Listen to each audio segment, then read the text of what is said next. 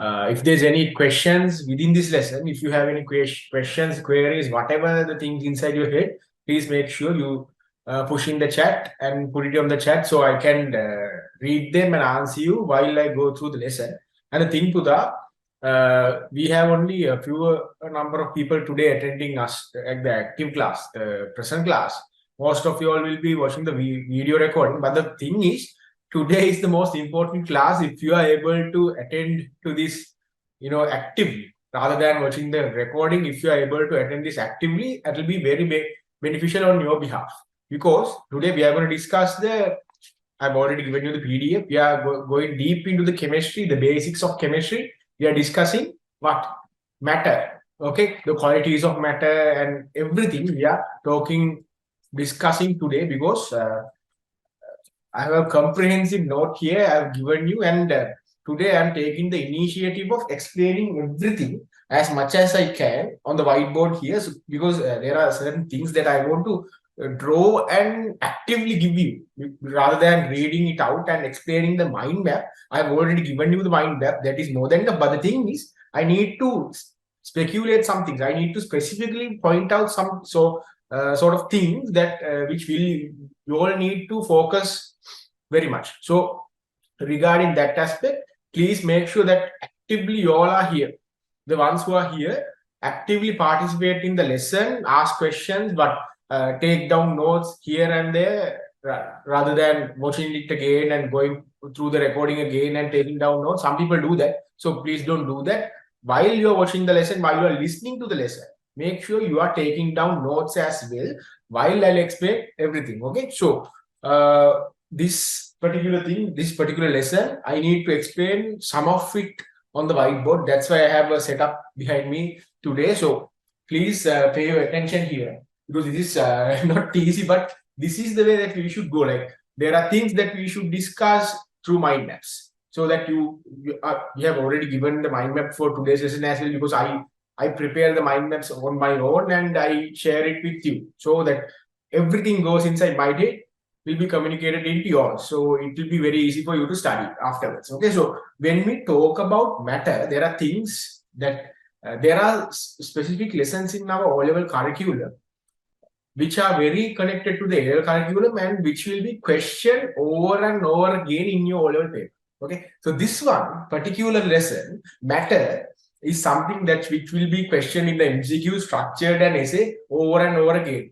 It will carry. If you take 100 marks, if you put 100 marks into your oral paper, science paper, this particular lesson will carry at least 18 to 20 marks. Okay, through the MCQs, through the structured and through the essays, at least 18 to 20. So imagine the importance in this lesson. Okay, so bless the people who attend actively, and God bless the ones who watch the recording at least. Anyway, doesn't matter. So doesn't matter, but matter matters. Okay, so we are talking about matter. So when we talk about matter, Dudara, I have given you that this particular thing, this concept divides into two particular categories. So pure substances and mixtures. Okay, so on left side we have pure substances. I'm just writing pure, and on the right side we have mixtures. Okay, so what I want you all to do is, when I explain something, try to grasp the meaning, because I am trying to explain anything.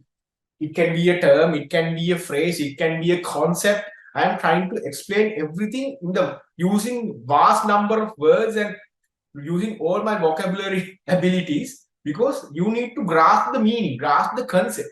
So actively you need to listen to this and make sure that you are taking down notes and listening very, sensitive, because this is a sensitive subject, right? So when you talk about pure substances, I'll explain what pure and mixture means. Okay, pure means, basic English knowledge. Pure means something is simply just that. It doesn't contain any other material. It doesn't contain any other impurities. Purely something is that. When you talk about gold, let's say gold, right?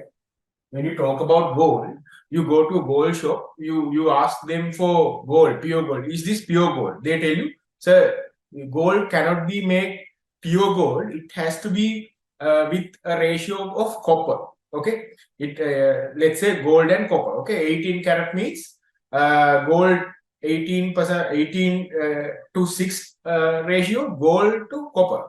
They will tell you. Okay, so 24 karat means 24 to 0 copper. That means 24 purity gold is there. So those kind of things you get the idea. It's a mixture, right? When you talk about something very pure, when you dig out a certain mineral from a large compound. Let's say you go to a power. Okay, I'm giving you examples and I'm giving you idea. You go to a power. Okay, there's a huge number of not number of, there's a huge amount of phosphate deep inside the ground. Okay, so when you dig in, and when you get the composition, when you get the sample of phosphate, that is pure. If you throw out the rubbish and everything, soil and everything, wash out and get rid of the soil and everything, that is pure phosphate.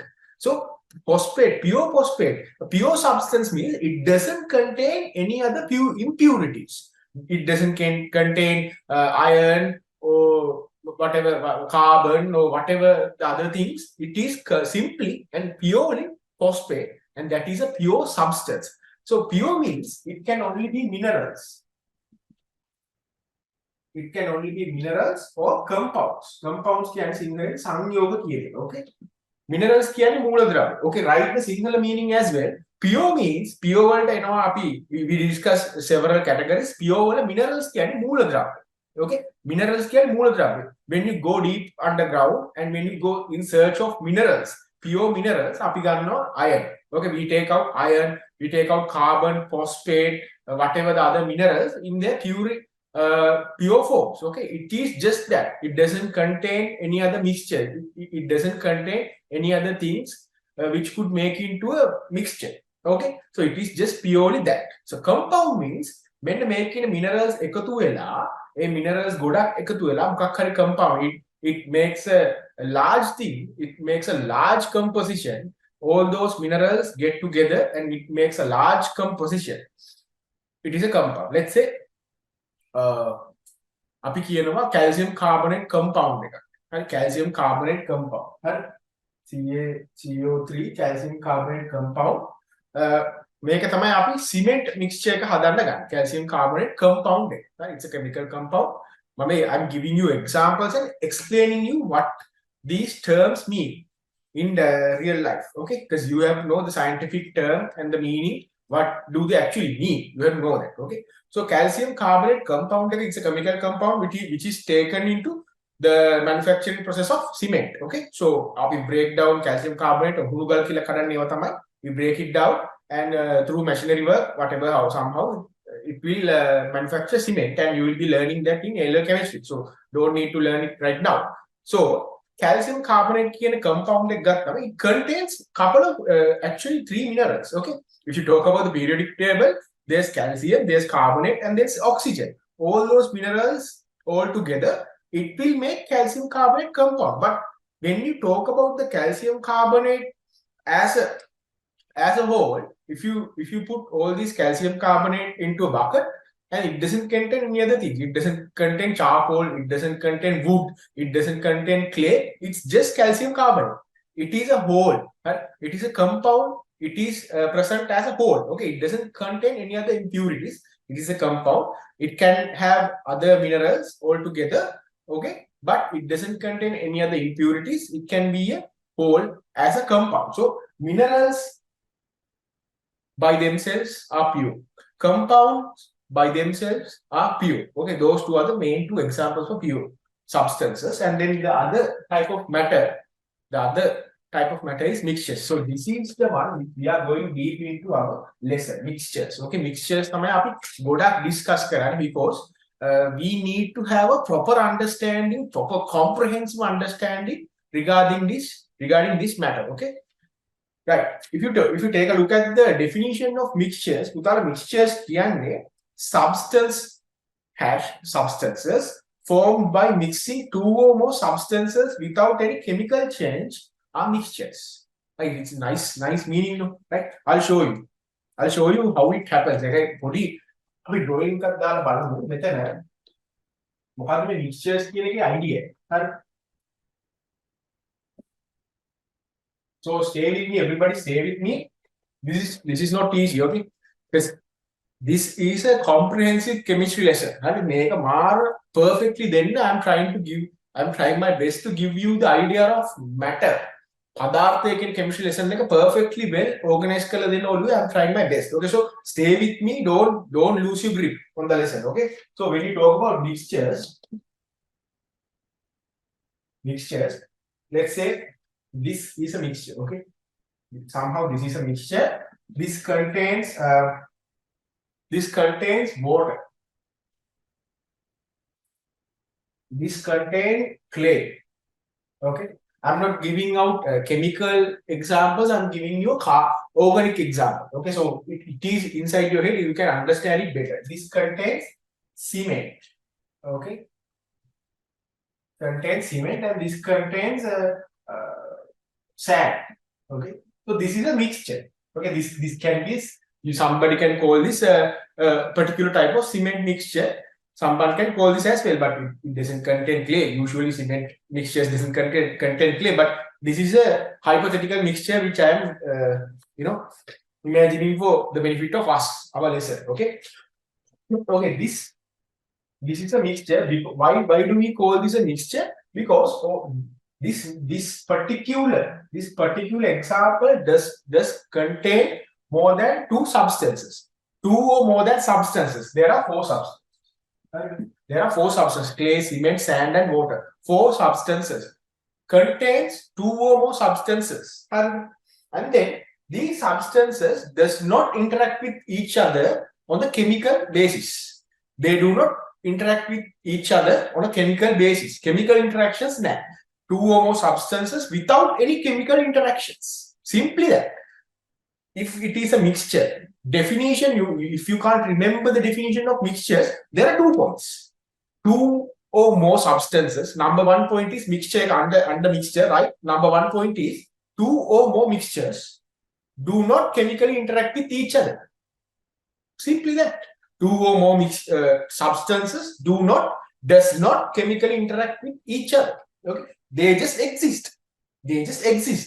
Purely exist, but does not chemically interact with each other. That is a mixture. But matter consisting two or more components which are not chemically combined, interact with each other.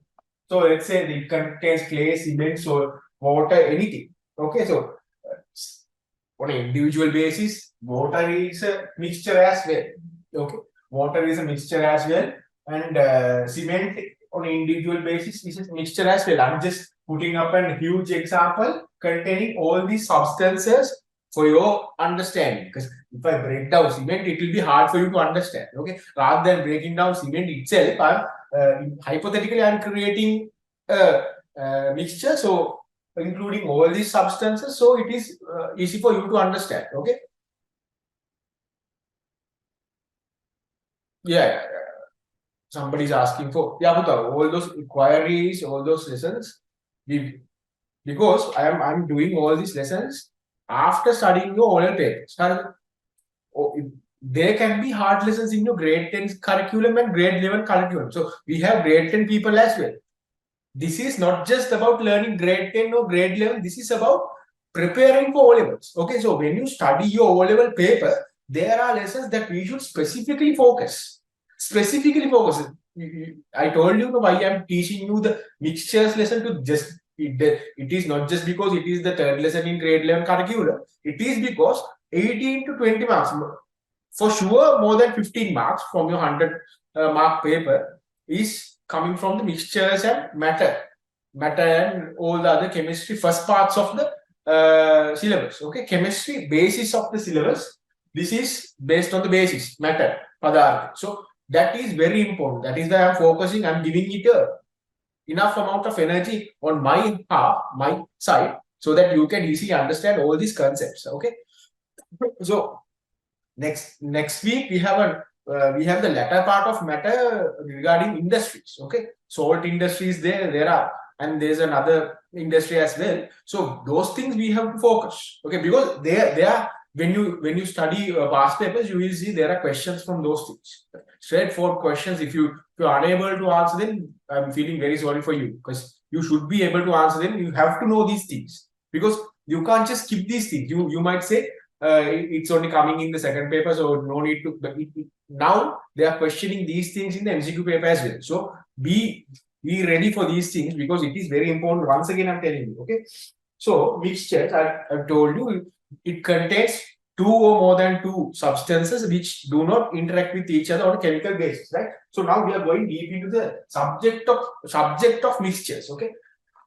Right, mixtures can be categorized into two main categories, right? So there are homogeneous mixtures and heterogeneous mixtures, right? So what are these homogeneous and heterogeneous terms? One is mixtures can be divided into two subcategories. One is homogeneous mixtures, other one is heterogeneous mixtures. I'm just writing the first part of the terms: homogeneous mixture and heterogeneous mixture. ඕකට සිංහලෙන් කියන්න homogeneous means samajatiya mishran. Heterogeneous means vishamajatiya mishran. Okay, so this is a very nice concept. Okay. Now I told you when you talk about mixture, when a mixture homogeneous mixture එකක් අඳිනවා. මෙතන heterogeneous mixture එකක් අඳිනවා. You can't actually draw these things. Okay. I'm just drawing these things. These are hypothetical things. Okay. I'm just drawing these for you. So it becomes easy for you to understand. Okay. Otherwise, you can't draw a homogeneous mixture or a heterogeneous mixture because you can't actually see the mixture existing in its place with its constitutions. Okay. Constitutes. So homogeneous mixture, when you talk about homogeneous mixture, let's imagine it has all these things contains three substances. Three substances in the homogeneous mixture, three substances in the heterogeneous mixture. Okay. Right. What happens here? In a homogeneous mixture, මේ තුනම දැන් මොන mixture එකේ තියෙනවා. Substances තුනක් තියෙන mixture එකේ. Homogeneous mixture එකේ අපි මෙන්න මේ part එක දැන් consider කරමු. අපි මෙන්න මේක focus කරමු. මම කියනවා මේක අපි microscope කරලා අපි මේක study කරනවා. මේකේ constituents කොහොමද තියෙන්නේ කියලා. මේක study කරනකොට ඒගොල්ලෝ කියනවා if it's a homogeneous mixture, all these substances exist in the same ratio. Uniform distribution is there. If you talk about a homogeneous mixture, in each and every place, the distribution is the same. Okay? Substances or distribution is the same. මෙතන focus කරත් මේ ලොකු part එකක් focus කරත් මේ substances වල distribution is same. So uniformly distributed, right? මේ ඔක්කොම එකම ratio එකකින් distribute ලා තියෙනවා. මෙතනයි. Even if you are considering the whole thing, it is basically mainly uniformly distributed, right? So that is a homogeneous mixture. When you are talking about homogeneous mixture, I have given you in the PDF as well the definition. Components are uniformly distributed. If you are talking about a homogeneous mixture, components are uniformly distributed, right? So that means all the places in the mixture, considering all the places in existence, content are evenly distributed. Uniformly, a විදියට ඒගොල්ලෝ existence ratios වලින්ම distribute ලා තියෙනවා. මොන තැන බැලුවත් middle එකේ බැලුවත් mixture එකේ කොන periphery එකේ බැලුවත් මොකක් හරි point කරලා බැලුවත් මේ වගේ corner එකක් බැලුවත් components are uniformly distributed. Evenly නෙමෙයි uniformly. ඒ කියන්නේ ඒගොල්ලෝ existence ratio එකෙන්ම distribute ලා තියෙනවා. හරි? Right. ඒක තමයි homogeneous. Equal ගානට distribute ලා තියෙනවා uniformly. Okay? That is the meaning. So they have given you examples: salt solution and sugar solution. ඒ කියන්නේ අපි සීනි දිය කරන්නේ කොහොමද? තේ එකක් හදන්න when you have to make tea. හරි? අපි උණු වතුර දාලා sugar අපි dilute කරනවා. හරිද? අපි හැන්දෙන් කලත්තලා dilute කරනවා. එතකොට evenly මේක හොඳට දිය වෙන dissolve වෙනවා into the solution. So even in a salt solution, it is the same scenario. Okay, so that means a solution එකේ top part එකේ බැලුවොත් ඒ කෝප්පේ top part එකේ බැලුවොත් middle part එකේ බැලුවොත් bottom part එකේ බැලුවොත් the solution constituents, the substances are uniformly distributed, right? Would the top the one third බැලුවොත් same ratio, water to salt same ratio, middle part එකේ බැලුවොත් water to salt same ratio, bottom part එකේ බලුවොත් same ratio. හරි sugar solution එක salt solution එක මේ examples මතක තියාගන්න. හරි. දැන් heterogeneous solution එකක් කියන්නේ මොකක්ද? අපි කිව්වා substances තුනක් මේකේ තියෙන්න පුළුවන්. ඒ කියන්නේ අනිවාර්යයෙන්ම for example ඔන්න substances තුනක් තියෙනවා. but the case middle part එකේ substances දෙකක existence වැඩි. හරි හුඟක් existence substance දෙකක් අනිත් එක පේන්නවත් නැහැ. That can be the case. But when you talk about the periphery, existing at middle part එකේ නැති substances එක ගොඩාක්ම තියෙන periphery එකේ. But අනිත් substances දෙක periphery එකේ නැහැ. That can be because the substances are not uniformly distributed. Components are not distributed uniformly throughout the mixture. And that is a heterogeneous mixture. Okay? For example, they were given us clay water, cement water. When we mix cement with water, cement does not uniformly distribute throughout the solution. Okay? Solution, solvent, solute. Terms I will explain now. But before that, solution කියන්නේ ද්‍රාවණය. සිංහල ලියා තියාගන්න. Solution means ද්‍රාවණය. And solvent, write it down. Solvent means ද්‍රාවකය. Solute, S-O-L-U-T-E. Solute means ද්‍රාව්‍ය. Okay? Right. Then homogeneous mixture එකයි heterogeneous mixture එකයි ගත්තොත් now you get the idea. Homogeneous mixture එකේ substances uniformly distributed. හැමතැනම ගාන equal ලස්සට දියෙලා. Heterogeneous mixture එකේ the substances are not uniformly distributed. ගාන ලස්සට mix වෙලා නැහැ. එක එක තැන්වල එක එක center එකේ එකක් වැඩි, periphery එකේ තව එකක් වැඩි, not evenly uniformly distributed. හරි. දැන් මෙහෙම වුණාම උගලට තේරෙන්න ඕනේ මේක හරියට mix වෙලා නැහැ. So there are a lot of problems there, no? What do you get? The color, transparency and density is not identical everywhere. මේකේ center එකේ තියෙන color එක density එක transparency එක වැඩි ඇති. මේකේ edge එකේ තියෙන color එක transparency එක density එක අඩු ඇති. So you get the idea when you talk about the heterogeneous mixture, the color, the density, the transparency is not equal everywhere throughout the mixture. ඔය qualities තුන ලියා ගන්න ඕන ඔය විදියට. Under heterogeneous mixtures, right, the color, the transparency, the density is not equal everywhere, right? So that is the opposite when you talk about homogeneous mixture. Homogeneous mixture ke qualities එක ගානට equal. Center එක ගත්තත්, periphery එක ගත්තත්, top 1/3, middle 1/3, bottom 1/3, everything is equal. That means color, transparency and density is equal everywhere throughout a homogeneous mixture. Okay, idea. Okay. Right. Now we are talking about solutions. Solutions කියන්නේ homogeneous solution එකක් තමයි අපිට solution එකක් විදිහට study කරන්න පුළුවන්. මොකද we can't study the heterogeneous mixture right straight away. We can't define the heterogeneous mixture because not everywhere is uniformly distributed. Right? No uniform distribution එක substances වල හැමතැනම නැහැ. එතකොට homogeneous mixture එකක් ගැන විතරයි. Heterogeneous mixture again uniform distribution නැති හින්දා if it doesn't contain a uniform distribution we can't actually talk about, we can't study the heterogeneous mixture. එතකොට මොකද මෙතන study කරොත් ඒ composition එක math එකකට වඩා වෙනස්. math study කරොත් periphery එක වෙනස්. So we can't actually study the heterogeneous mixture. What we can do is we can go deep in and study the homogeneous mixture. මොකද අපි දන්නවා center එක බැලුවත් එකයි, periphery එක බැලුවත් එකයි, 1/3 top 1/3 bottom කොහේ බැලුවත් composition is the same, substance distribution is the same, uniform distribution. Right?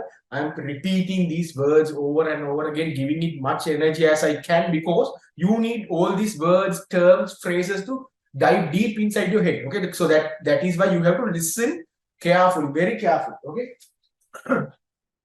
Okay. Now you got the idea.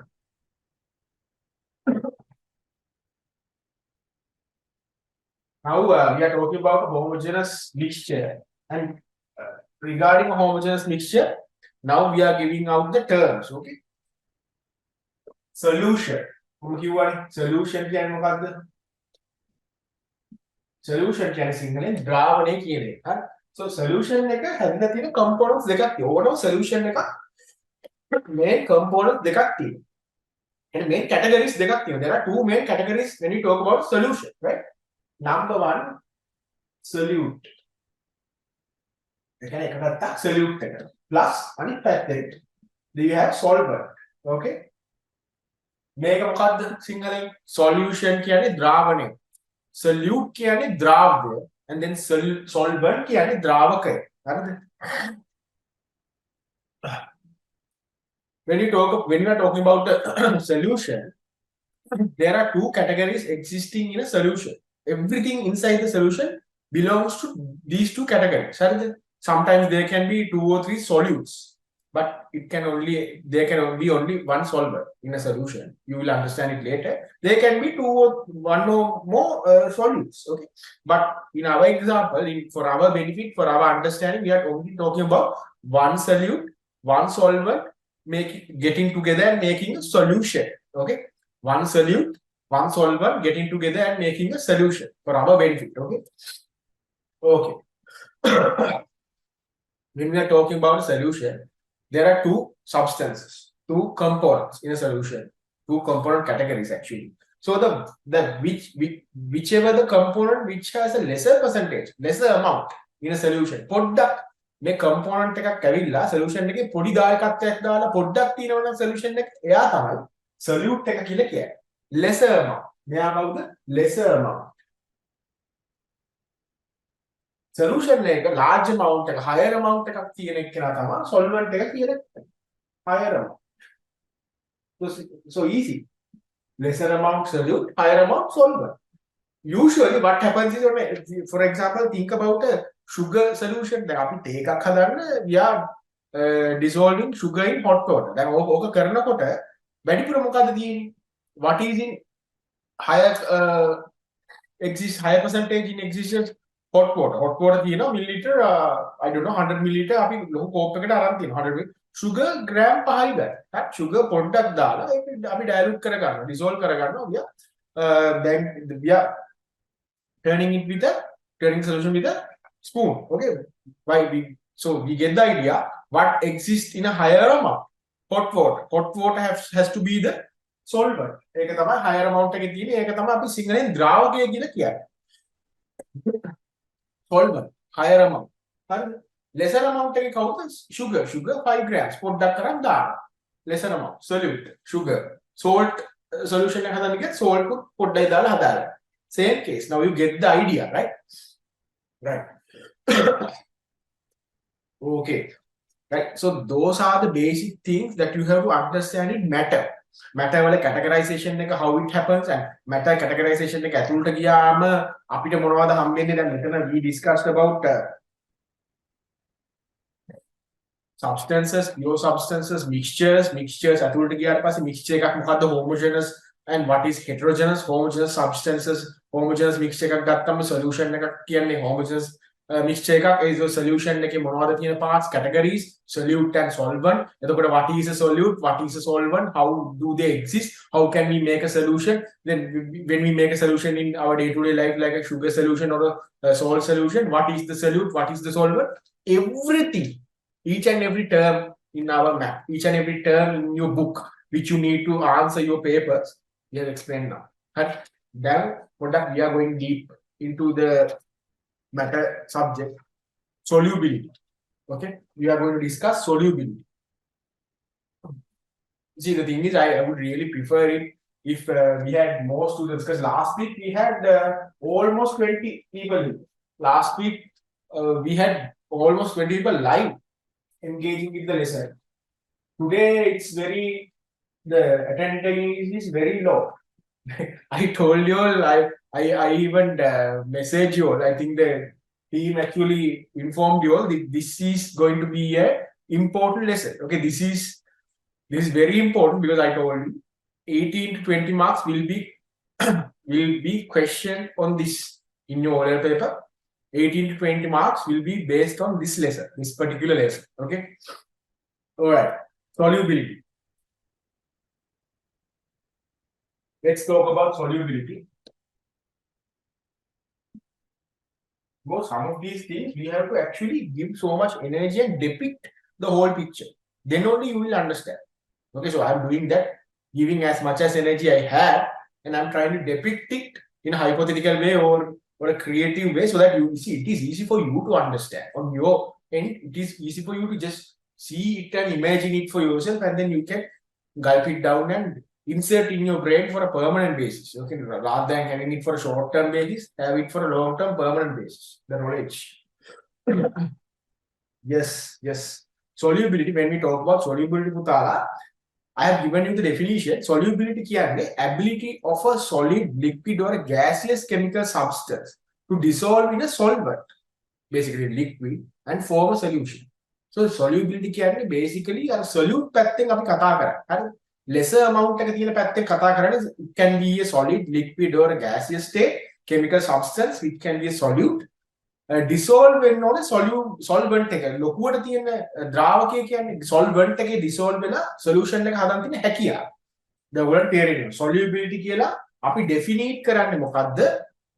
Ability of a solid, liquid or a gaseous chemical substance within brackets it has to be the solute. මේක lesser amount එකෙන් තියෙන එක.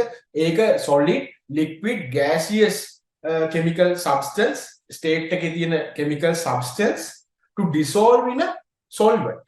To dissolve in a solvent and form a solution. මේ ability එක. අපිට solution එකක් හදන්න තියෙන ability එක. කොච්චර හැකියාවක් තියෙනවද? Imagine example sugar. Sugar ගැන හිතන්නකෝ. ඒක solid state එක දැන්. Sugar සීනි කැටනේ වාට තියෙන්නේ. Sugar packet එක කැඩුවම what does how does sugar exist in solid form? Not in a liquid. Sugar liquid එක දාන්න. When you go to a high 5-star buffet we have sugar syrup. That is a different case. But normally when you go to supermarket or කඩේ ගිහිල්ලා sugar kilo එකක් ගන්නකොට සීනි එක කැට. Sugar solid form. Okay.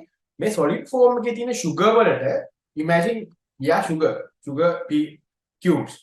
Our ability to dissolve in a hot water mug, hot water මොකරි භාජනයක අපිට ගිලිලා අපිට දිය වෙලා sugar solution එකක් තියෙන හැකියාව ability එක තමයි solubility කියලා කියන්නේ. හරිද? එතකොට ඒක ඇවිල්ලා solubility of sugar. Sugar වලට සාපේක්ෂවනේ. Comparatively to sugar මට තියෙන ability එක. Sugar solubility. හරි? එතකොට solubility අපි normally මොකද describe කරනකොට categories දෙකක් පොඩියට තියෙනවා. Solubility of a solute, mostly a liquid or solid. Solubility of a solute versus solubility of a gas. Gas එකේ solubility එක ගැන තාම පොඩ්ඩක් discuss කරනවා මොකෝ අපි when we go to LL chemistry you will see that gases also go and dissolve in liquids. හරි ඒක වෙනවා දැන් ඒක වෙනවා you know for example so දැන් අපි oxygen වතුරේ oxygen දාලා තියෙනකොට oxygen වතුරේ දිය වෙනවා. carbon dioxide වතුරේ දිය වෙනවා. so ඒක එක ability එකක් තියෙනවා. carbon dioxide වල කොච්චර වතුරේ dissolve වෙන්න පුළුවන්ද? What is carbon dioxide ability? And then oxygen go and dissolve in water. What is oxygen's ability? So those things, the ratios, the fractions are different. Okay? Each and every gas has its own solubility, right? එයාගේ solubility එක තියෙනවා. එයාට comparatively ගානකට දිය වෙනවා. හරි? ඒක තමයි idea එක. So but when it comes to solubility කියන topic එකට ආවම solubility of a solute it can be gas solid state liquid state එකේ තියෙන solute එකේ solubility එකයි gas එකේ solubility එකයි ගොඩාක් difference එකක් තියෙනවා. මොකද මෙන්න මේ දෙක වෙනස් depend වෙන qualities වෙනස් dependent factors වෙනස්. හරි? දැන් මම කියන්නේ ලොකු deep meaning එකක්. I'm trying to give you deep understanding regarding solubility. Okay, this is hard. I accept it. This you have already most of you all have already been taught this and you have some people must have been studied this beforehand, but doesn't matter. මේක අලුතෙන්ම කියලා හිතට ගන්න කෙනෙක්ට 10 වසර 11 වසර මුලින් දැන් ඉගෙන ගන්න කට්ටියට මේක ගොඩක් වැදගත් සහ මේක රිවයිස් වෙන කට්ටිය දැන් මේ රිවිෂන් එකේ රිවයිස් කරන්න ගත්ත ආපු අයට මේ මීනින්ග් එක ලස්සනට ෆ්‍රෙෂ් එකේ ඔළුවට දාගන්න එකපාර when we absorb the meaning it stays inside your head it actually becomes your body language. Can solubility give තේරෙනවා I can do this I know solubility ඒක fit එකක් එනවා. Okay, so I want you all to get that feeling. Okay, right? Solubility discuss karna solubility of a solute, normal solute which can be liquids and solids, and solubility of gases, any gas. So මේ දෙක එකක් එකිනෙකට වෙනස් වෙනවා. Solubility of a normal solute that means liquids and solids, and then solubility of a gas because මේක depend වෙන factors මේක depend වෙන factors ಜಾති දෙකක්. තේරෙයි? The solubility of a solute at a given temperature can be defined as the mass of that solute which dissolves in 100 grams of the solvent at a certain temperature. Okay, now this is too much information. Okay, but that is the definition. this is too much information at once. So you can argue with this is the hardest parts. These are the hardest parts in chemistry, O-level chemistry. I totally get your thinking, right? Why do we have these things? Some people ask me, why do we have these things? Because after doing O levels or A levels, do we actually use them? Do we actually use these factors or theories? But the thing is, because these things, especially when we talk about chemistry and physics, these things exist to sharpen our brains. These are analytical subjects. These are not theoretical jumble, theoretical jargon. It's okay that you have to study and by heart jargon. There are things like that, religion and history and stuff. Those are stupid subjects because it doesn't test our actual ability. It doesn't check our actual intelligence. This is where your intelligence comes into play. If you can master science and maths, you are an intelligent person. Just because you get high marks for history, religion, stuff like that, you are not an intelligent person. You can have good. You are a person who has a good memory. Oh, you can buy girls, especially who can buy hard things. But when you go to do A-level science, and people who have 9 A's then go to do A-level science, they get 3 S passes. Some people fail. Why does that happen? Because when we are studying in O-level days, you can have a good memory. You can by heart a lot of things. Religion, history, by heart, you get A's, huge A's. And your ego goes like this, superior. And then you go to A-levels, you do science, you get 3 F fail passes, fail results, first go. What happens? Ego goes like this down. Why? Because A-level you can't actually by heart or it doesn't help you. You have to understand. You have to use your intelligence. So these particular subjects, chemistry and physics, test and sharpens your intelligence. Critical thinking, analytical thinking. That is what your following your A-levels, career pathways, university ගිහිල්ලා මොනවා ලෝකේ business කරා. ඔයාගේ critical analytical thinking sharp වෙලා හැදිලා තියෙන්නේ මෙන්න මෙහෙම හරියට study කරපු හින්දා. But that is a proven fact. That is why we learn these things. Even though you might take a whole different path in following your A-levels, you still have a good amount of critical knowledge, critical thinking, analytical basis of analysis. You can do analytical thinking because you have done these things. Maybe subjects hitala karla තියෙනකොට ඒවා easy. That is why we are doing these things. Okay, you have to make your brain work. You have to exhaust your brain, exert your brain and make it exhaust.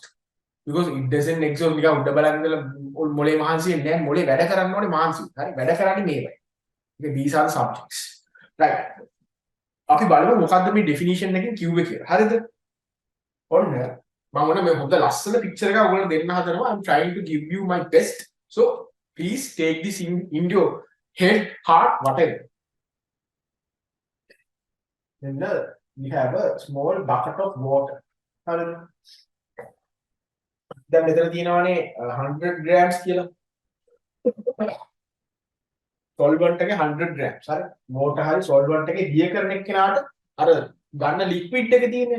අපි කියවනේ higher amount එකකින් exist solution එකේ higher amount එකේ තියෙන්නේ liquid එක. දිය වෙන දේ. හරි. water වෙන්න පුළුවන්, oil වෙන්න පුළුවන්. ඕනම liquid එකක් higher amount එකේ තියෙන්නේ යාට කියන්නේ solvent එක කියලා. solvent එකේ 100 grams අපි ගන්නවා.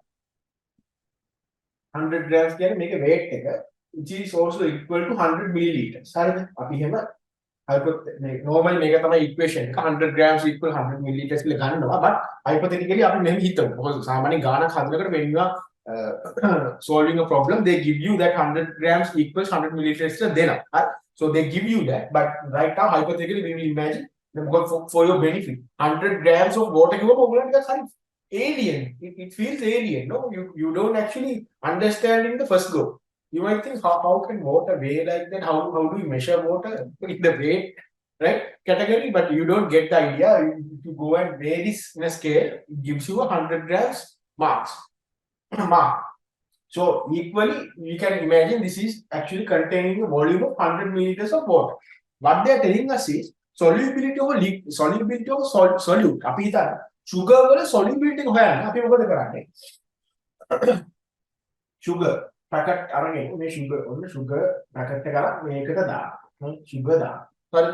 එතකොට දැන් ඔන්න මේකේ අපි කියනවා පුතාලා මේ 100 grams of water මේක තමයි solvent එකේ 100 grams අරගෙන sugar කියන solute එක අපි දාන්න. දිය කර කර මම හැන්දකුත් දාලා ලස්සන දිය කර කර dissolve කර කර මම sugar දානවා. This is the practical attitude. Sugar දානවා dissolve වෙනවා ඔන්න හොඳට වඩ පේනවා. But when at one certain point what happens is මෙන්න මේ 100 milliliters 100 grams of water වලට ඇති වෙන්නේ sugar ඔන්න dissolve වෙලා තියෙනවා. හරි.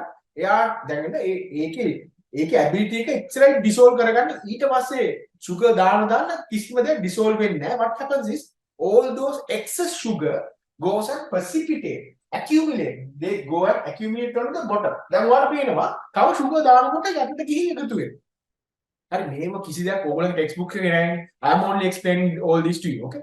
Imagine this for yourself. 100 grams, 100 milliliters of water as the solvent we are taking, and then what we are doing is putting the solute over and over again. එකතු වෙන්න දාන්න. dissolve කරගෙන දාන්න. මේක ඔක්කොම dissolve වෙලා at one point it is excess. That dissolve වෙලා limit එකට වඩා ගියාම excess sugar go and accumulate, precipitate at the bottom of the beaker, bottom of the water compartment. මේ water අපේ solvent එකේ bottom එකේ accumulate වෙනවා. හරි precipitate. Then you get the idea. sugar වලට ability එක තියෙන්නේ මෙච්චරයි අර top අර ගානට ඇවිල්ලාට පස්සේ sugar වල ability එක මෙච්චරයි dilute වෙන්න dissolve වෙන්න ඊට පස්සේ දානවා dissolve වෙන්නේ නැහැ accumulate වෙනවා. එතකොට අපි දැන් දාපු මෙතෙක් වෙනකන් දාපු sugar වල weight එක අපිට පුළුවන් කියලා හිතා ගන්න 10 grams වගේ කියලා අපිට නිකන් this is hypothetical figure. This is not actually 10 gram. I don't know what it can depend on එක factors මත. හරි 10 grams කියලා හිතන්නකො 10 grams sugar 1 gram 2 gram පොඩ්ඩම දාලා 10 gram විතර යනකොට හොඳටම මේක dissolve වෙලා කට කපලා ගන්නට that is the maximum amount weight of sugar that can be dissolved as a homogeneous solution in the body of water. Solvent body of water taking as solvent. මේ solvent එකේ 100 milliliters 100 grams වල dissolve කරන්න පුළුවන් maximum amount of mass of sugar, mass of solute is 10 grams. අපි practical එක දැන් ඔන්න කරා 10 grams 10 grams කරලා 1 milligram 2 milligram තව 1 gram එකක් ගියත් ඔක්කොම precipitate වෙනවා යටට ගිහලා accumulate වෙනවා you can't dissolve. So අන්න දැන් ඔයාලට තේරෙනවා solubility of sugar is ඒකේ දාන්න පුළුවන් උපරිම mass එක 10 grams right 10 grams in 100 milliliters right. Somebody can say that means 10 grams in 100 milliliters. The example is 1 gram in 10 milliliter. නැත්නම් milliliter එකකට 0.1 gram of sugar in 1 milliliter. මම මේ නියම ගානකුත් හදලා දෙන්න ඕගොල්ලන්ට. හරි. ඒව ඕනේ නැහැ මම මේ ගානත් එක්ක හදලා දෙන්නේ. So that means අපි definition එක අනුව බලමු solubility of sugar. Number 1 එක අර අපේ මේ category එකේ මේ left hand side එකේ solubility of liquid or solute. අපි ඒක definition එක explain කරනවා sugar වලට comparatively. Solubility of sugar කියන්නේ the solubility of sugar at a given temperature. මෙතන මෙන්න මේ practical එක කරන්න අපි මොකක් හරි same temperature එක maintain කරන්න ඕනේ. කියන්නේ 27 Celsius දැන් room temperature එක මොකක් හරි යනවා. Given temperature මේ temperature එක තමයි මේක කරන්නේ. That's a factor. ඒක depend වෙනවා. මේ solubility එක dependent factor එකක් temperature. හරි. දැන් බලන්න at a given temperature mass of that solute sugar mass of sugar right? Mass of sugar 10 grams අපිට ආවේ mass of sugar which dissolves in 100 grams of the solvent. 100 grams of the solvent. That means water 100 grams. අපි කියන්නේ 10 100 milliliters equal කරලා අපි understanding purpose එක සඳහා 100 milliliters equal කරා 100 grams of solvent at the certain temperature is the solubility of solubility of sugar. Example එක දාලා හිතන්න. Solubility of sugar කියලා අපි define කළා මේ paragraph එක explain කරොත් the solubility of sugar at a given temperature, the solubility of sugar at 27 Celsius of temperature is defined as the mass of that the mass of that solute, maximum mass of that solute. හරිද? මේක හොඳට හිතන්න. ගෙදර දැන් after this lesson also watch the recording again and think it for yourself. Maximum mass of that solute, maximum mass of sugar, 10 grams of sugar, maximum mass that can be dissolved in this solvent. 100 grams of this solvent, right? That can be which will dissolve in 100 grams of the solvent. Water solvent take 100 grams of dissolvent maximum mass at 10 grams. Is the at that certain temperature is the solubility of sugar. It is very easy once you figure it out, but the figuring out process is very hard. But now you get the idea. Maximum mass of the solute 10 grams. එහෙම දිය කළා තමයි 100 grams of water 100 grams of solvent එකේ හොඳ solution එකක් homogeneous solution එකක් ගන්න උපරිම ගාන 10 grams හරි එතකොට 10 grams can be diluted with 100 milliliters of grams of water that means ඒක බෙදලා ඔයගොල්ලන්ට ගන්න පුළුවන් 1 milliliter of water වලට දෙන 0.1 grams of sugar හරි ඕක ඔයගොල්ලන්ට එන්න හරිද right අනිත් පැත්තට යන්න solubility of a gas කියන කතාවට යන්න හරි solubility of gas කියන්නේ ඒක definition එක විතරක් ඉගෙන ගන්න because you don't actually get questions on solubility of gas. ඒක හොඳට මතක තියාගන්න. For O levels we don't get questions regarding solubility of gas. See that is what is important for coming for these like revision programs because I tell you what is coming and I will tell you what is not coming.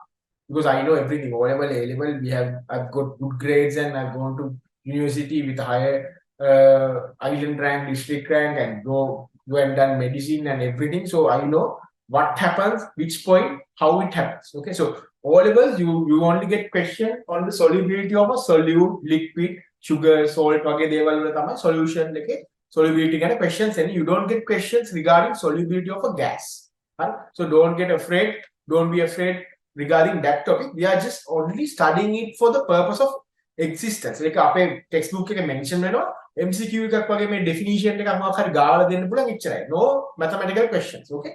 Solubility of a gas, the solubility of a gas at a given temperature and pressure and depending factors. Solubility of gas depends on, write it down, solubility of a gas depends on the temperature and pressure. Solubility of a gas depends on the temperature and pressure. Okay, so the solubility of a gas at a given temperature and pressure can be defined as mass of that gas. A mass, a gas එක dissolve වෙන්න අපි දාන gas එකේ water වල dissolve වෙන්න oxygen දානවා කියලා හිතන්න. For example, water වල dissolve වෙන්න oxygen pump කරනවා. right? Oxygen දිය කරනවා water. එතකොට එතන තියෙන temperature එකයි දැන් atmospheric pressure එක. Existing pressure එක atmospheric pressure එක. ඒ දෙක මැනලා ඒ දෙකට සාපේක්ෂව mass of that gas කොච්චර oxygen mass එකක් dissolve වෙනවා. Mass of that gas which dissolve 100 grams of solvent at a certain temperature of pressure. What is the solubility of oxygen? Somebody might question us, what is the solubility of oxygen? This has to depend on the given temperature and pressure. Exist in a temperature and pressure. Solubility depend on. So the solubility of oxygen is the maximum mass of oxygen which dissolving 100 grams of solvent. Water, 100 grams of water at that temperature and pressure. හරිනේ ඔච්චර මම simple කරලා කඩලා කිව්වේ මේක අහන්න නැවත අහන්න if you don't get it at the first go listen to this again and again because you have to get these definitions perfectly well organized inside your head, right? Afterwards everything will be crystal clear. Okay, so then ඔයගොල්ලන්ට තේරෙනවා solubility of a gas is depending on two factors, temperature and pressure.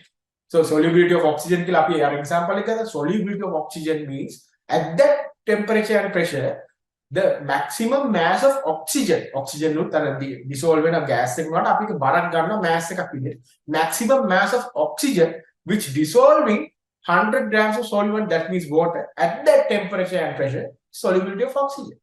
Simple. Solubility of a liquid අපිට sugar වල so solubility of sugar the maximum mass of sugar which will dissolve in 100 grams of water at that temperature is the solubility of sugar. ලස්සන කතන්දර දෙකනේ two perfectly well organized stories. මේක මුලින් කතා කරද්දී අnder දෙමළ වගේ මම මුලින්ම මේක definition එකේ මට hina ගියා. I know මේක ඔයගොල්ලන්ට මෙලෝඩියක් තේරෙන්නේ නැහැ නේද? මේ theory ඉගෙන ගත්ත the people who are here who have learned the theory this theory in the theory classes and again in whatever the classes individual classes deal afterwards still you don't get it. I'm perfectly well sure that you don't understand this. ඒකයි මට hina ගියේ when I was reading the definition at first it was hilarious because I know perfectly well that you all don't get head or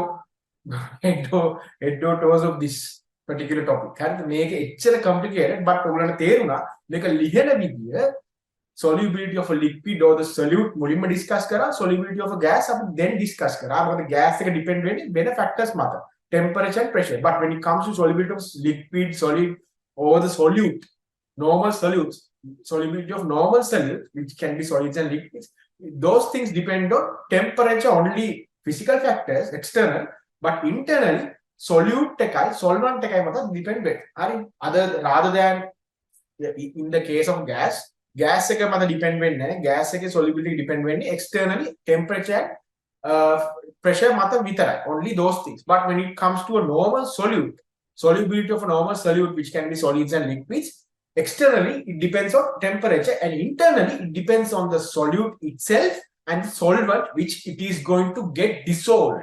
හරිද? මම perfectly well crystal clear විදිහට කියලා තියෙන්නේ temperature එක මත depend වෙනවා, and other than that internally solute එක මතයි solvent එක මතයි depend වෙනවා. Write everything down. Right. So that's it. ඔක තමයි මම හිතන්නේ මේ අද කතා කරන තියෙන ඒවායි අමාරුම part එක මේක. This is the hardest part because this is very hard to get inside your head. I don't know why, but it might be because as a whole, as a generation, we might be lacking creativity. I don't know. Imagination. We might be lacking imagination. Even when I was doing these things, it was kind of different. The syllabus was kind of different, but still, even I was struggling to understand these things in my days. And although I understand these things very well now, because after going through A-levels, you will see these things will be conjured upon. After doing A-levels, if you are able to get through A-levels, pick and spec, these things will be conjured upon. Okay? Right. And I'm really hoping that you understand whatever I'm telling you, teaching you here. All of you who are here, understanding these things very clearly. Okay, so I would be happy if you can give me a feedback whether you understood these things, whether these things were clear to you now, these things are clear to you now, whether you are satisfied with this explanation. I would be very glad if you can give a small feedback. If you can type it out, right? I can, if there's questions, I can answer them, right? So this is a different way of teaching, right? Different way of teaching I'm doing. Right. Now, qualities of matter.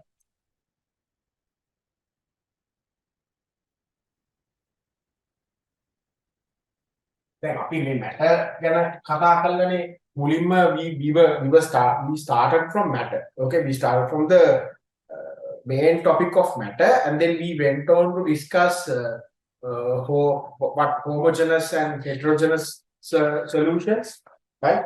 Mixtures. Matter can be divided into pure substances and mixtures, and then mixtures categorization of homogeneous mixtures and heterogeneous mixtures, and then homogeneous ඒවා solution පැත්තට ගියා. Solutions අපි මෙතන explain කරා. Solutions ගත්තම solvent එකයි solute එකයි තියෙනවා, and then solvent එකයි solute එකයි comparatively මේවා solubility කියලා fact එකක් තියෙනවා, concept එකක් තියෙනවා. Solubility එක depend වෙන solubility එක අපි discuss කරනකොට solubility එක categorize වෙනවා solubility of solutes, normal solutes and gases කියලා දෙකක් තියෙනවා. එතකොට depending factors වෙනස්.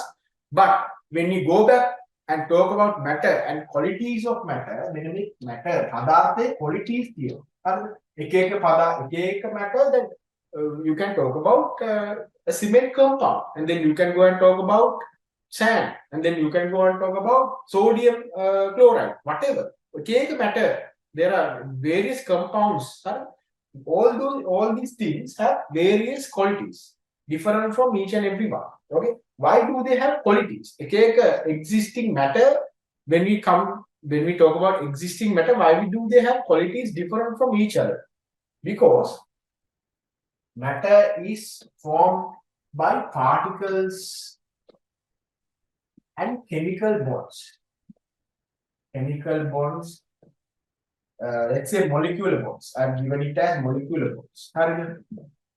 Particles කියන්නේ අණු. Particles කියන්නේ අණු නැත්නම් අංශු. මෙතන කියනවා අණුක බන්ධ. Molecular bonds. How matter is formed, why do they have qualities, is because matter is formed by One part is particles, other part is chemical bonds. One part is particles, other part is chemical bonds. Matter is formed by particles, that means anu or anshu. They පැත්තෙන් chemical bonds. අණුක බන්ධන. හරි. අණු සහ අණු අතර තියෙන බන්ධන වලින් තමයි පදාර්ථය හැදිලා තියෙන්නේ. හරි. මේක තමයි ඔයගොල්ලෝ අදහස් තේරුම් ගන්න ඕනේ. දැන් මෙන්න මේ වගේ මේ particles වල තියෙන විවිධ qualities, chemical bonds වල තියෙන විවිධ qualities ඉඳලා එතකොට එක එක matter, එක එක පදාර්ථ, එක එක අවස්ථා, එක එක දේවල් සංයෝග වෙනස් වෙනවා ඒ වගේ තියෙන qualities. හරි. මෙන්න මේවා වෙනස් වෙන හින්දා. හරිද? එතකොට අපි කතා කරනවා polarity and constituents ගැන. හරි polarity and constituents ගැන. මොකද මේ හැමදේම හැදෙන්නේ chemical compounds. හරි chemical compounds ගැන කතා කරද්දී polarity ගැන කතා කරනවා. අනිත් පැත්තෙන් අපි කතා කරනවා constituents, organic ද inorganic ද කියලා. හරි ඔන්න categorization එකට අපි යනවා. හරි ඕක අපි කලින් ඩිස්කස් කරලා තියෙනවා. This is important. Solutes and solvents and chemical compounds, solutes and solvents, categorization into organic and inorganic categorization. Main.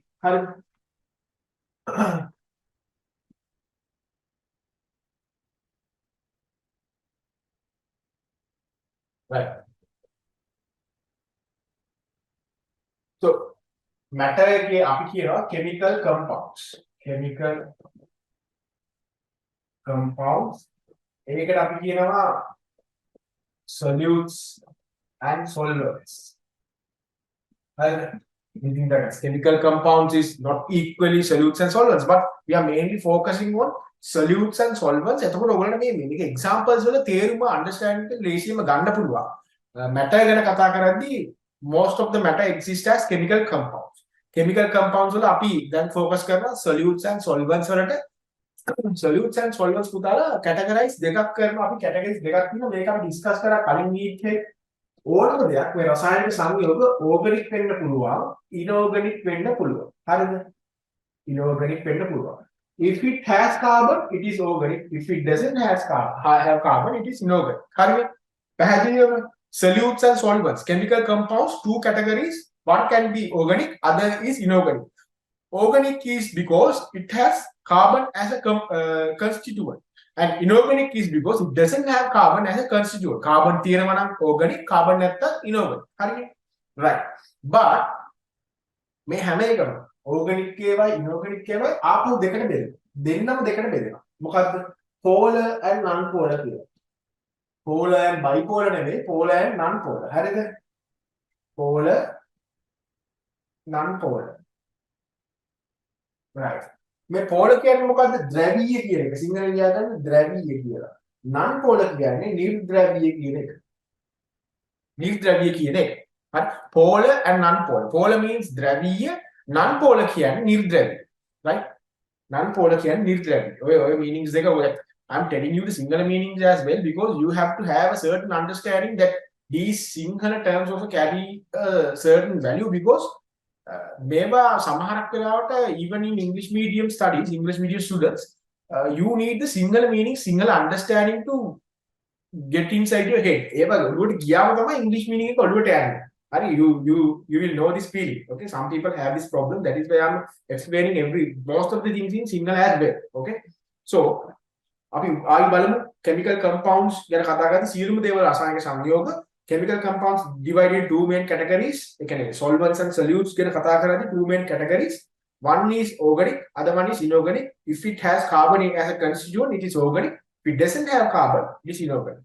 But there are certain exceptions. I have described them in an earlier lesson. Okay, so go back and have a look if you don't remember. Carbon monoxide, carbon dioxide, carbonate examples. Remember, and then both organic and inorganic categories divided into another two main categories. Those are organic can be divided into polar and non-polar. Inorganic can be divided into polar and non-polar. Polar means ද්‍රවීය, non-polar means නිර්ද්‍රවීය. ඒ කියන්නේ මොකක් හරි component එකක පුතා charge එකක් තියෙනවා. මොකක් හරි component එක එයාගේ molecular structure එකේ component එකේ molecular structure එකේ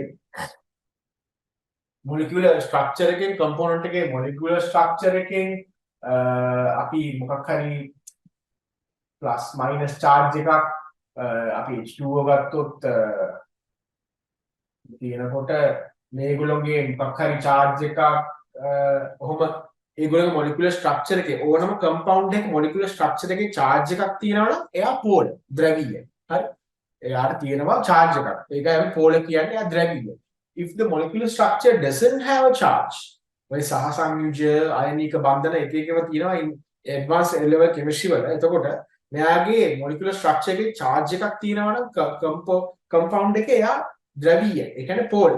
But the molecular structure doesn't have a charge, it is non-polar, නිර්ද්‍රවීය. හරිද? එතකොට අපි දීලා තියෙන examples හරියටම categorize කරලා බලන්න. ඕගොල්ලෝ බලන්න organic side එකේ organic polar examples තියෙන alcohol, formalin and acetone. What does that mean?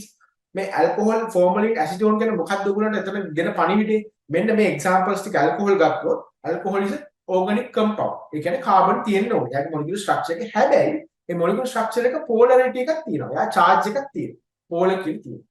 ඔයගොල්ලෝ hexane, benzene and carbon tetrahydrochloride CCl4 කියන examples ටික බලුවොත් ඔයගොල්ලෝගේ meaning එක තමයි ඒගොල්ලෝගේ molecular structure එකේ carbon තියෙනවා. That is why they are inorganic, but they are not charged. They are without a charge. That is why it is non-polar. All right. That is why it is non-polar. And then we come to inorganic examples බලන්න. Inorganic වල polar and non-polar දීලා examples දීලා තියෙනවා. Polar කියන්නේ water. Polar examples water, ammonia, hydrogen, chloride. මේවට ඒ කියන්නේ inorganic කියන්නේ carbon නැහැ. No carbon in the molecular structure, but still it has a certain charge. Just because it has a charge, it is ද්‍රවීය. Polar. Hydrogen, ammonia, water, and then hydrogen chloride මේ ඔක්කොම polarity එකක් තියෙනවා. That means it has a certain charge. But if it doesn't contain carbon and it doesn't also has a charge, that means inorganic, non-polar. Carbon disulfide and liquid carbon dioxide. Only examples එක ලස්සනට ඔළුවේ තියාගන්න පුළුවන්. දැන් ඇයි මේක වැදගත්කම?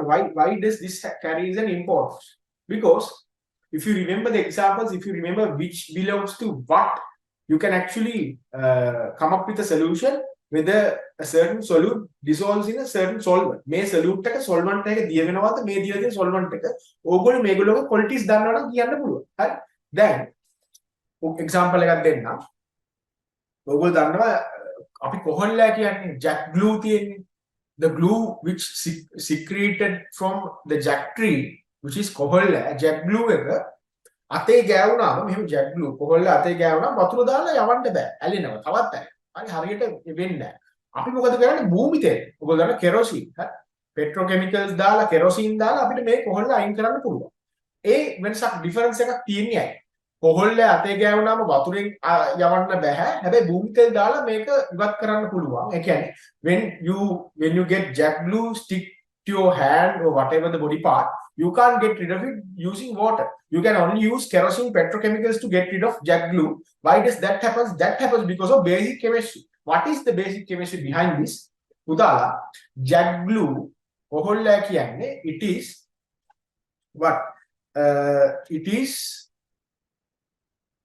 anybody can give me a example? Sorry, the solution, the answer. Jack glue is what? Jack glue කියන්නේ කොහොල්ල එක මොකක්ද? It is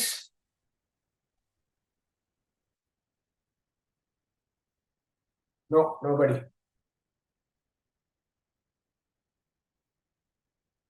It doesn't have the same qualities as water. So water is what? Water is inorganic, but rather than being inorganic, water is a polar solvent. So jack glue නැත්තම් ඔය කොහොල්ලා කියන එක non polar නිර්ද්‍රවීයයි. ඒකට charge එකක් නැහැ. ඒ charge එකක් නැති එක්කෙනා charge එකක් තියෙන එක්කෙනා එක connect වෙන්නේ නැහැ. That is what happens in chemistry.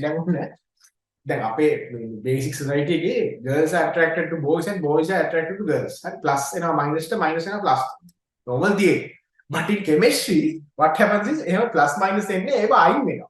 plus කට්ටියත් එක්ක යනවා minus කට්ටියත් එක්ක අර polar කට්ටිය එකට එකතු වෙනවා. ඒ කියන්නේ මේකට එක જાතිය qualities තියෙන එකට එකතු වෙනවා කියන්නේ ඒකනේ. ඒ කියන්නේ charge එකක් තියෙන කට්ටිය බලලා set වෙනවා. charge එකක් නැති කට්ටිය බලලා set වෙනවා. charge එකක් තියෙන එක්කෙනයි charge එක නැති එක්කෙනයි දැම්මොත් ඒ දෙන දෙපැත්තට යනවා set වෙන්නේ නැහැ. water ඇවිල්ලා charge එකක් තියෙනවා. ඒක polar solvent එකක්. අපේ මේ jack glue is a non charged item. That means a non polar solute. ඒකට water දැම්මම දිය වෙන්නේ නැහැ. kerosene ඇවිල්ලා non polar solvent එකක්. kerosene petrochemicals non polar. hexane, benzene, carbon tetrachloride අපි කියවනේ non polar ඒවා දැම්මම අන්න අර jack glue එක දිය වෙලා අයින් වෙනවා. මොකද basic chemistry එක. So that for that you have to know මොනවද මේවායි qualities කියලා දැනගත්තම ඔයාලට MCQ එකට ගහන්න පුළුවන් කෙරොසින් වල දිය වෙන්නේ water වල දිය වෙන්නේ ඇයි මොකද්ද කියලා හේතුවක් දන්නවා structure එක අහුවොත් කියන්න පුළුවන්. water polar kerosene non polar solutes only dissolve in non polar solvents. That means jet blue, which is a non polar solute, which will only dissolve in a non polar solvent, which is kerosene, not in water. Last explanation එක දෙන්න පුළුවන්. හරි. Okay, polar solutes are soluble in polar solvents. Ethanol is a polar compound, water is a polar compound. Ethanol is soluble in water. So ethanol will dissolve in water. Okay, ammonia dissolves in water. Same theory. Grease is a non-polar solute. Kerosene is a non-polar solvent. Grease dissolves in kerosene. Grease ගෑවුනාම grease අතේ ගෑවුනාම මචං විදියට grease ගෑවෙන්නේ අපි garage වල වැඩ කරනකොට ඒව යවන්න බෑ වතුරේ. You can't actually dissolve, you can't actually get rid of grease or mashang, whatever the things which exist in the garage using water. You have to get kerosene. Same theory which applied to jet fuel. Okay, same thing you can build up. Now you understand those things. Okay, now now we are coming to a very interesting part. Okay, this is very interesting. Composition of a mixture. This is very hard. Again, this is very hard, but this is very interesting. Composition of a mixture. Okay, so I've given you good mind maps. I've given you good mind maps, PDF mind maps. මේවා ලස්සනට study කරලා ඔක්කොම ඔළුවේ ලස්සනට තියාගන්න හරියට අවශ්‍ය ටික විතරක් අපි මෙන්ෂන් කරලා තියෙනවා. හරිද?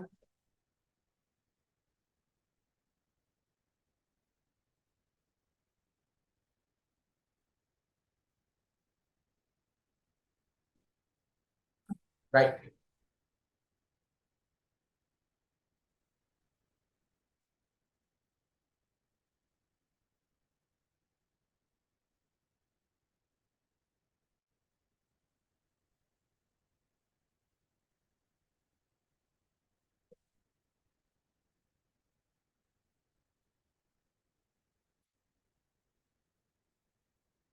Okay.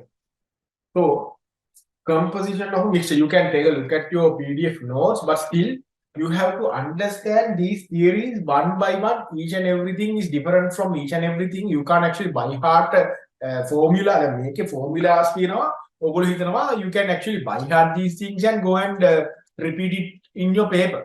You can't actually do that. Okay, you have to understand what does this formula mean, what actually this formula represents. You have to understand those things. Once you understand those things only, then you can apply it to something else. When you are given a calculation, make equals make එකට ලියනවා මේ හිස්තැන් පුරවන්න වගේ first line එක උඩින් ලියනවා මේක යටින් ලියනවා මේක එහෙනම් ගාන එනවා. එහෙම ඉන්නේ නැහැ. You have to apply everything. You have to know what it actually means for you to apply it to anything in that case. So composition of a mixture, number one is the mixture එක composition එක. දැන් අපි කිව්වා mixtures ගැන homogeneous mixtures කතා කරා, heterogeneous mixtures ගැන කතා කරන්න අමාරුයි. මොකද මම කිව්වනේ heterogeneous mixtures අපි study කරන්නේ නැහැ. heterogeneous mixtures වල අර uniform distribution එකක් නැහැ හැමතැනම. එතකොට ඒකේ ගාණක් හදන්න බෑ. අපිට study කරන්න බෑ. එක තැනක එකක්, තව තැනක තව එකක්. So you can actually go deep into heterogeneous mixtures. Useless. You can actually solve anything. You can't solve anything there. What you can dig deep is homogeneous mixtures. Uniform distribution anywhere. So ඒව තමයි කොහොමද මේ කතා කරන්නේ හැමතිස්සෙම apply වෙන්නේ homogeneous solutions කියලා මතක තියාගන්න ඕනේ. Okay, so composition of a mixture. මේ mixture එක homogeneous වෙලා දැන් හිතන්න salt තියෙනවා water තියෙනවා. හරි, එතකොට salt and water තියෙනවා. දැන් මේකේ තියෙන composition එක අපි explain කරන්නේ කොහොමද? Somebody asked me that you are given a salt solution. මේ salt solution එකේ තියෙන මොනවද තියෙන්නේ කියලා මම අහන කවුරු හරි. Somebody is asking me, so I am telling them this has salt and water. In what amounts? How can you describe how many salt molecules are there, or how much salt is dissolved in that? How much water is used to make up that solution? කොහොමද කොච්චර ලුණු තියනද කොච්චර වතුර තියනද කියන්නේ? So one method is by giving it as mass fraction, right? M to N, mass fraction. M to N, fraction of mass. ඒ කියන්නේ මේ solution එකේ තියෙන මේ mixture එකේ තියෙන solute එකේ mass එකයි solvent එකේ mass එකයි ratio එකක් විදිහට දෙනවා. You can actually explain your mixture by that. solute එකේ මෙන්න මෙච්චර mass එකක් තියෙනවා solvent එකේ මෙච්චර mass එකක් දෙනවා mass fraction as a fraction of mass number 1 as a fraction of mass මෙන්න මෙහෙමයි දෙන්නේ හරි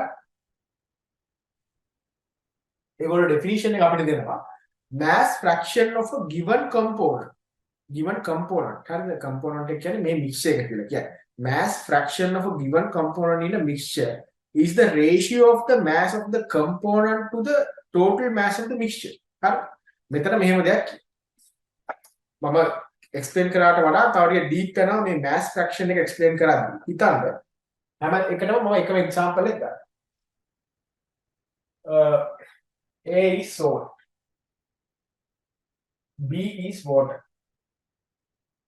so it will become easy for you A is salt B is water mass fraction එකක් විදිහට කියන්නේ අපි කියන mass fraction of a given component in a mixture ලුණු වල ස්කන්ධ භාගය salt mass fraction එක කියන්නේ කිව්වොත් salt වල mass එක අපි divide කරන්න ඕනේ salt plus water වල mass එක total mass එක හරි so it's good for you to know these things not the water mass the total mass so මෙතන ඉන්නේ m2m බලද්දි මෙහෙම m2m බලද්දි අපි මොකද්ද ලියන්නේ mass fraction එක ලියුවොත් salt mass fraction එක උඩින් ලියනවා mass of salt gram කීයද යටින් ලියනවා salt plus water total mass එක total mass හරි mass fraction එක කියන්නේ as a fraction of mass composition of salt මෙන්න මේ salt solution එකේ composition of salt කියන අපේ question එක අහුවා what is the composition of salt in the salt solution you have to give it as a fraction of mass කියලා අපිට question එක දාලා දුන්නොත් අපි ලියනවා as a fraction of mass composition of salt equals mass of salt divided by total mass of salt divided by total mass of the solution so total mass of the solution කියන්නේ salt mass plus water mass that is simple so ratio of mass of the component component is salt mass of component to the total mass of the mixture total mass means salt mass plus water mass that is as simple as I can explain it right? mass fraction of salt කියන්නේ නා mass of salt divided by total mass salt mass ධන plus water mass okay that is the simplest way of explaining right I hope that you understand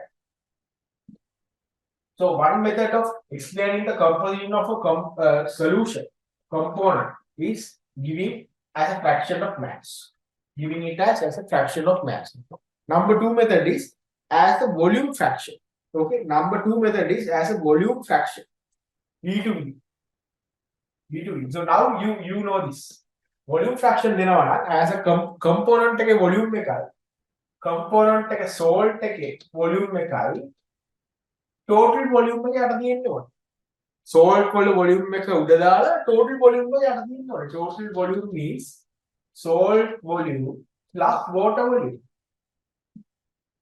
ඔය volume එකේ fraction එකේ component එකේ volume එක given as volume fraction of a given component in a mixture volume fraction of salt how do I know what is the volume fraction of salt in the salt solution මම කියනවා it is the ratio of the volume of salt ratio of volume of salt to the total volume of the solution which is salt volume plus water volume total volume of the solution which is salt volume plus water volume so that is given as volume fraction of salt volume fraction of salt ඔය question එක අහුවා volume වලින් අපි දෙන්නේ mass fraction එක අහුවා mass වලින් grams වලින් දාලා දෙන්න පුළුවන් volume fractions fraction එක දීලා මොකද මේවට units නැහැ fractions තිබ්බම units නැහැ පුතාලා final answer units නැහැ මොකද උඩ තියෙන්නේ cubic centimeter or cubic decimeter මොකක් හරි volume එක යට තියෙන්නේ cubic centimeter නැත්නම් cubic decimeter මොකක් හරි volume එක මේකට මේක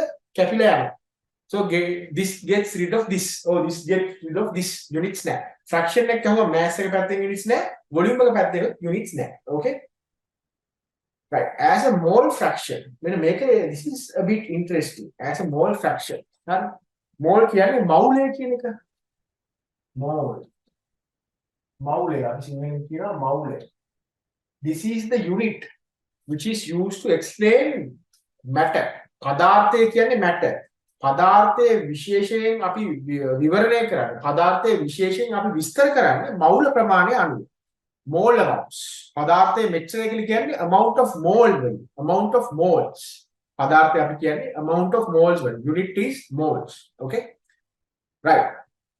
Then අපිට කියනවා composition of a mixture අපිට කියන්නවලු as a mole fraction. Composition of a mixture අපිට explain කරන්නවලු as a mole fraction.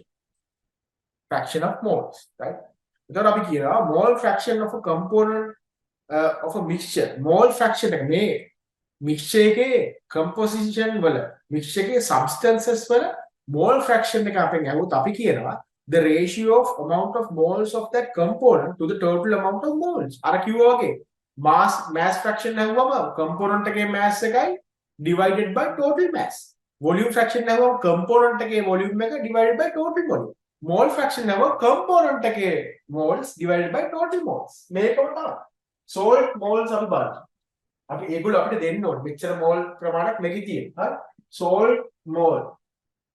අපි කියමු salt mole 10යි කියලා. මවුල 10යි. හරි? Total moles. Mole fraction එක හැවුවම salt mole divided by total moles. Total moles කියන්නේ salt plus water. එතන අපි නිකමට හිතුවොත් salt 10ම තමයි මෙතන. 10යි water mole 20යි ඔක්කොම 30යි. Salt mole 10යි total moles 30යි. Fraction is 1/3. නැත්නම් 0.33. හරි 1/3 නැත්නම් as a into decimal points 0.33. හරි mole fraction of salt in this composition, in this compound, in this mixture, the composition of salt in mole fraction of a mole. The ratio of amount of moles of that component salt to the total amount of moles of all components. 1/3. Right. This is the number 3 method of writing the composition of a mixture. Now there's an interesting way of writing the composition of mixture. Mass into volume. Mass divided by volume. Mass into volume. Not into volume. Mass divided by volume. Okay. Everything is m divided by m, v divided by v, m mole, mole divided by mole. So this we write as m divided by v. Mass divided by volume. So unit volume, number of or the amount of mass of solid. This is because we are looking at the composition of the mixture. The mass of solute dissolved in the unit volume of the solver. The mass of solute අපි දාන ද්‍රාව්‍ය sugar වෙන්න පුළුවන් salt වෙන්න පුළුවන්. The mass of sugar, the mass of salt which is dissolved in the unit volume.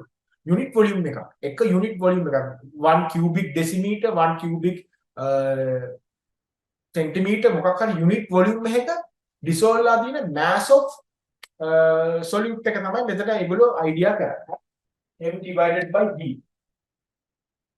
Okay, that means the mass of solute contained in a unit volume of mixture. Remember this, Buddha.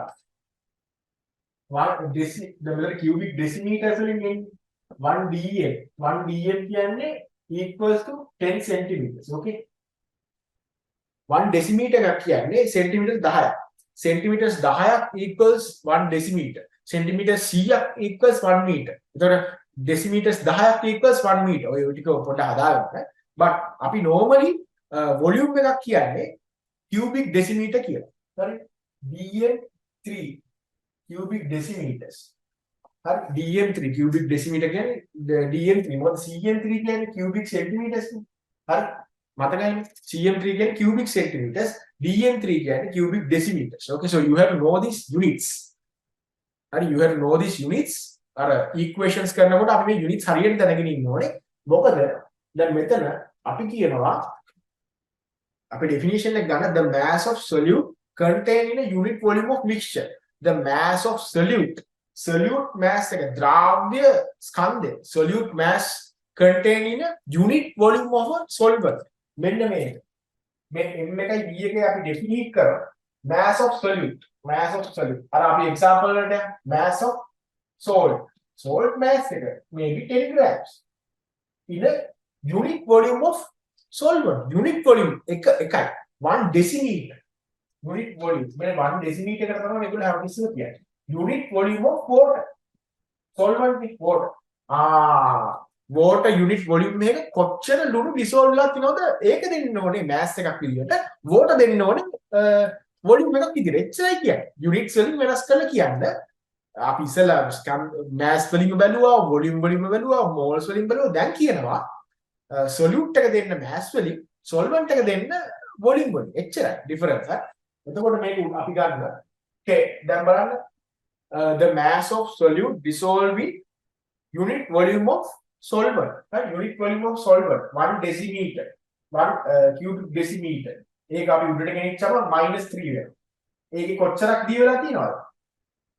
10 10 grams. 10 grams per 1 cubic decimeter. ඒක උඩට ගෙනියාම 10 g dm ඍණ 3. right -3. 10 grams of salt per 1 cubic decimeter of water. ඔකට 10 g dm -3 කියලා මම ලියුවා. ඒ units හදලා දැම්මට පස්සේ එච්චර දුරට ඕනේ නැහැ. ඔයගොල්ලෝ දැනගන්න ඕන idea එක the mass of solute dissolving 1 unit of solvent, 1 cubic decimeter of water, 1 cubic decimeter, 1 unit of water solvent. ඕක තමයි idea එක. ඔහොමත් අපිට composition එක describe කරන්න පුළුවන් solution එක. right mixture එක. right. The last one is actually the definition of concentration. The last one is actually the definition of concentration. Amount of moles ඒ කියන්නේ substance එක solute එකේ moles කොච්චර unit volume එකක තියෙනවද දැන් මෙතන බැලුවේ substance එකේ solute එකේ කොච්චර mass එකක් unit volume එකේ තියෙනවද කියලා දැන් මෙතන බැලුවේ අපි දැන් කරන්නේ unit volume එකම තමයි හැබැයි කොච්චර moles ප්‍රමාණයක් solute එකේ කොච්චර moles ප්‍රමාණයක් unit volume එකක තියෙනවද කියලා බලනවා ඒක තමයි අපි මේ solution එකේ concentration කියලා අර්ථ දක්වන්නේ definite කරන්නේ. Definition of concentration is this: the number of moles of solute dissolved in the unit volume of solvent or the solution. Unit volume of solvent or the solution. The number of moles of solute dissolved in a unit volume of solution. ඕක තමයි concentration කියලා අපි definition දෙන්නේ. ඕක තමයි මේ divided by v. දැන් මෙතන තිබ්බේ මොකද්ද? m divided by v. අපි ඊළඟට කතා කරනවා we are discussing n divided by v. එකයි වෙනස් කරලා තියෙන්නේ. මෙතන m එක the mass of solute dissolved in a unit volume of solution. The number of moles මේ මවුලනේ මතකනේ n වලින් කියන්නේ moles. හරි. solute එකේ moles කීයද කියලා මෙතන ඒගොල්ලෝ දෙන්න ඕනේ. අපි ගාන හදන්න. මේ definition එකේ තියෙන්නේ the number of moles of solute dissolved in a unit amount of solution. Very easy. The number of moles of solute. හොඳට ලියන්න. The number of moles of solute dissolved in unit amount of solution. Definition of concentration. මේ n බෙදීම v කියන එකට අපි කියනවා c කියලා. C equals n divided by v. මේක මොකද? Concentration. C කියන්නේ concentration of a mixture of a solution. Concentration of a solution. ඒකේ definition එක අපි දෙන්නේ n divided by v. The number of moles dissolved in a unit amount of solution is concentration. කොච්චර? ඕක ඔච්චරම තමයි දැනගන්න තියෙන්නේ. හරි. ඔතනින් තමයි සියලුම equation formulas හදන්න පටන් ගන්න. හරි. So there are some important facts which I have given you on your PDF. We'll take a look at that. The sum of mole fractions of all components in a mixture is 1. හරි mole fractions ඔක්කොම එකතු කරලා add කරලා ගියාම ඒකේ ඔක්කොම final result එක 1. හරි the sum of mass fractions of volume fractions of all components in a mixture is equal to 1. අර ස්කන්ධ භාග mass fractions volume fractions ඔක්කොම එකතු කරා final result is 1. No units for no units for mass fractions or volume fractions. හරිද? Mole fractions වල units නැහැ. Mole is the international unit for amount of matter. To measure the amount of matter, to measure matter, we use unit mole. හරි? Concentration is the amount of solute moles in a unit volume in a homogeneous mixture. And that amount of moles, the amount of solute moles, the number of solute moles. Solute in the regards of solute. the amount of solute moles, number of solute moles in a unit amount of solution. That is concentration. Simple as that. See, අපි අද discuss කරා මාර important ටිකක්. ඕගොල්ලෝ මෙන්න මෙතන ඊළඟට දෙන එක page එකක් preparation of standard solution. මේක ඕගොල්ලෝ තනියෙන් කියව ගන්න ඕනේ. මම ඒකේ note එක දීලා තියෙනවා. තනියෙන් read කරන්න ඕනේ, තනියෙන් study කරන්න ඕනේ. Preparation of standard solution. I will ask questions in the coming weeks. Preparation of standard solution. මේක ඔයගොල්ලෝ තනියෙන් බලා ගන්න. මොකද I explained almost everything here. මේ ඔයගොල්ලෝගේ definitions පටන් ගත්තා matter වලින් යන definition, mixtures, homogeneous heterogeneous mixtures ඒවා ඇඳලා ඒවා describe කරලා ඊට පස්සේ ගිහලා solubility discuss කරලා solubility of normal solutes and gas states over discuss කරලා qualities discuss කරලා දැන් ඇවිල්ලා අපි discuss කරා මෙන්න මෙතන තියෙන matter වල qualities මොනවාද composition of mixtures මේ ඔක්කොම discuss කරා අද මොකද පුතාලා why we did all this today in this manner because මේවා අපිට graphically imagine කරලා creative විදිහට ඔළුවට දාගන්න ඕනේ we have to do that.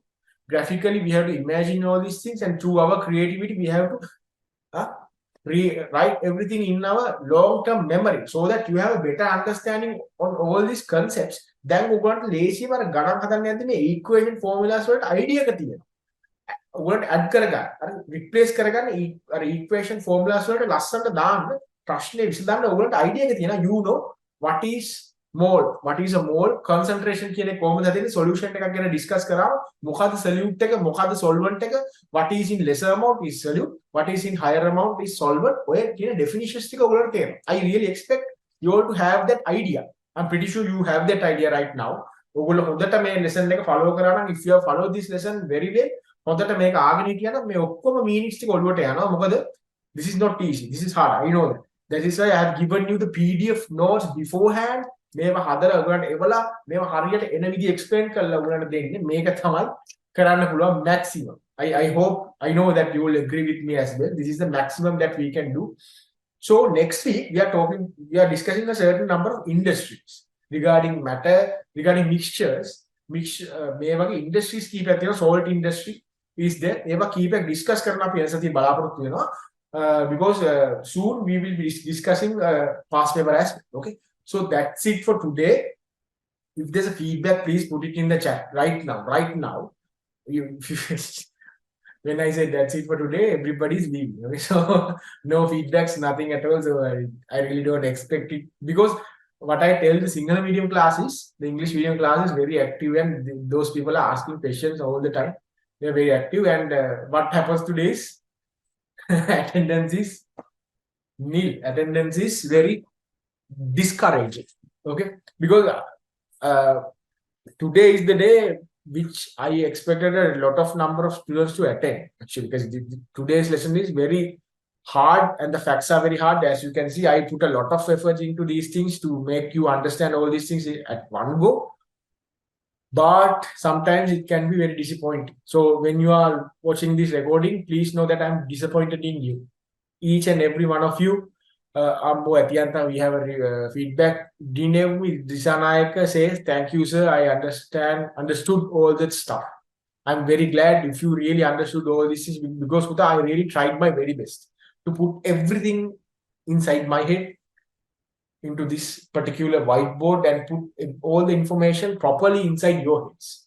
I really tried because this is the maximum I can give because I'm trying all the important lesson in your curriculum relevant and I'm trying to depict everything into these mind maps and to organize all the data and explain it as much as I can and give back to you. So that is what is happening in our classes. So that is why it is important to attend our classes and actively participate, man. That is why I'm really disappointed in the ones who are watching the recording afterwards because I can't make you come to the class because this is your choice. But still, it would be very beneficial for you to come and participate, actually listen to this and watch what I'm teaching you all here because it is very important to engage like that.